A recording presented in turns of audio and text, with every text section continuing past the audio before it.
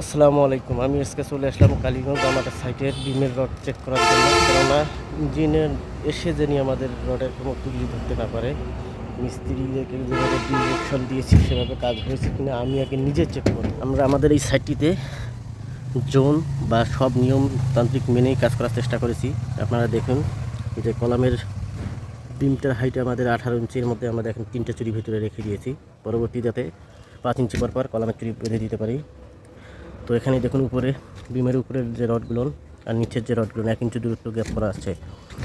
এই যে আপনাকে দেখেন, এই জিনিসটারই কথা বলেছি। উপরের বিমের এই টপের রডটা দেখেন, এটা কলামের রডের বরাবর আছে। আর বটমের রডটা দেখেন, এই বিমের নিচের বটমের রডটা 1 ইঞ্চি ভিতরে, অর্থাৎ আমার আঙুলের কাছে, কারণ দুটো রড একসাথে রাখা যাবে না। এখন আপনাদের দেখাবো আমি লিপিং। আর একটা জিনিস আপনারা খেয়াল করে দেখেন, যে কলামের রডের ভিতর দিয়ে আমাদের বিমের রডগুলো দেওয়া আছে, কোনো রড বাইরে দেওয়া নাই।